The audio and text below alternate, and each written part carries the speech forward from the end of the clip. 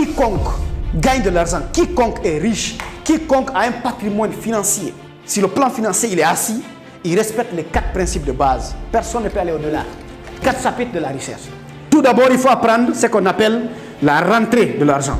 Quiconque doit être riche doit apprendre d'abord à gagner de l'argent. C'est le premier pas. Il faut une entrée.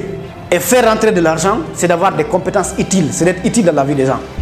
Parce que l'argent, c'est une monnaie d'échange. Pourquoi l'autre va te donner son argent? C'est parce que tu lui donnes une valeur. Tu lui donnes quelque chose, un produit ou un service. Plus tu es utile dans la société, plus on te paye. D'accord? Donc, vous travaillez sur vous, vous développez des compétences, vous trouvez des produits qui résolvent des vraies problématiques de la société. Les gens vous payeront. Vous gagnez d'abord de l'argent. Ça, c'est le premier pas de la richesse. De bâtir un patrimoine financier assis, c'est d'abord faire rentrer de l'argent. Ça, c'est le premier pas. Le deuxième, quand on a la rentrée, on a ce qu'on appelle l'épargne. L'épargne, c'est le deuxième principe de la richesse. Vous devez être capable de faire une différence. Ce que vous gagnez, vous mettez une partie de côté.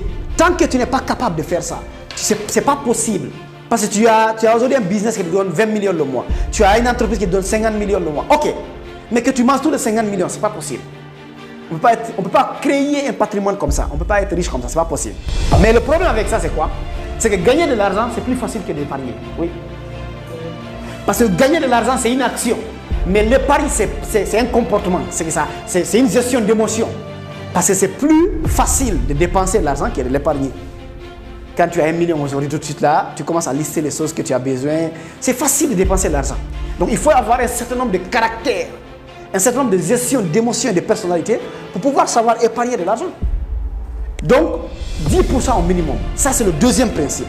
Le troisième principe de la création de la richesse personnelle, quand tu sais épargner, tu dois apprendre à investir.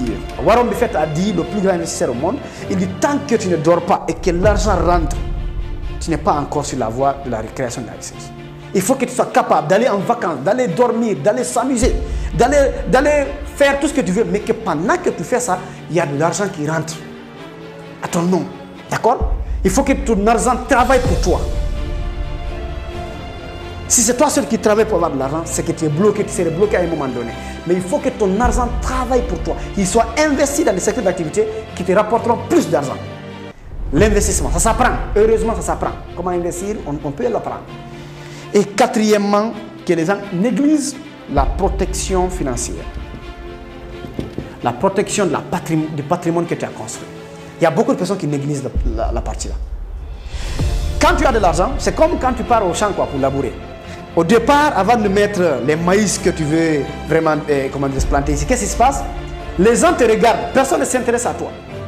Lorsque ce que tu as sémé commence à produire, à avoir des résultats, tu as la phase de laquelle maintenant il faut aller récolter ce que tu as sémé. C'est là que tu comprendras que les gens vont s'intéresser à toi. Tu vas voir les lapins vont vouloir manger ce que tu as mis. Les lézards vont vouloir venir prendre manger. Les oiseaux vont venir manger. Il faut que tu apprennes à protéger ce que tu as sémé. C'est la même chose avec la richesse, c'est la même chose avec l'argent. Lorsque tu cherches, tu n'as rien, on ne s'intéresse pas à toi. Mais lorsqu'on sent que tu as, lorsqu'on comprend que réellement tu as maintenant l'argent, tu verras. C'est-à-dire, la personne la plus susceptible de détruire ton patrimoine, c'est qui? C'est tes proches. Ouais. Parce qu'ils viennent avec de l'émotion. Tu viens avec une redevabilité. Donc si tu n'es pas bien en matière de gestion de finances, en matière de protection financière, on va dilapider tout ton argent. J'ai connu moi beaucoup de parents qui ont gagné beaucoup d'argent à un moment donné, mais qui se sont retrouvés faussés à la fin. Si tu regardes très bien, c'était des distributeurs d'argent, quoi. C'est-à-dire, mon poste vient, je distribue comme ça, machin. La richesse ne fonctionne pas comme ça. Et une autre façon de protéger son argent, j'ai vu aussi des parents proches de moi. Ils ont pris de l'argent, ils sont allés acheter des terrains dans des zones réservées. Ils ne savent pas la protection financière. Comment tu peux investir des millions comme ça, sans être sûr à 100%, sans être rassuré, sans protéger ce que tu as cherché pendant des années?